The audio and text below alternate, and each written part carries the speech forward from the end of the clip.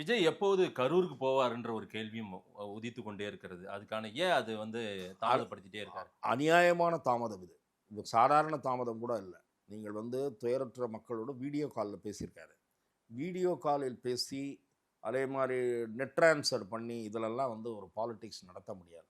அந்த குடும்பத்தைச் சேர்ந்தவர்கள் உங்களோடு தான் இருக்கிறார்கள். அது இது இது நீங்கள் வீடியோ காலில் பேசுவதற்கு முன்பே களத்திற்கு சென்ற எங்கள் செய்தியாளர் பாதிக்கப்பட்ட குடும்பத்தை பார்த்துவிட்டு வந்தார். அப்போதே சொன்னார், விஜய் அண்ணா மேலே எந்த தப்பும் இல்லை என்று அந்த குடும்பத்தைச் சேர்ந்தவர்கள் சொன்னதாக.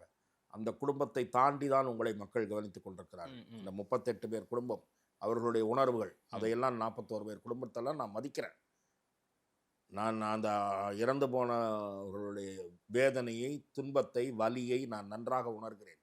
ஆனால் விஜயை ஆதரிப்பவர்கள், அவர்களையும் தாண்டி லட்சக்கணக்கான ரசிகர்கள் அல்லது பல்லாயிரக்கணக்கான நியூட்ரல் ஓட்டர்ஸ், அவர்கள் இந்த செயல்பாட்டில் மகிழ்ச்சி அடையவில்லை. நன்றாக புரிந்து கொள்ள வேண்டும். தமிழக அரசியலில் மாற்றம் வேண்டும் என்று கருதி விஜயை ஆதரிக்க முன்வரக்கூடிய வாக்காளர்கள் விஜயினுடைய செயல்பாடு காரணமாக ஏமாற்றம் அடைவார்கள்.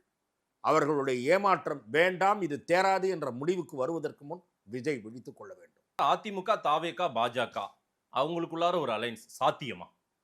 சாத்தியம்தான். திரு விஜய் அவர்கள் கொள்கை எதிரி என்று அதிகமாக பேசிவிட்டார், ஆகவே நாளை அவரை நோக்கி நெருக்கடிகள் வரும் என்றெல்லாம் சொல்லுகிறார்கள்.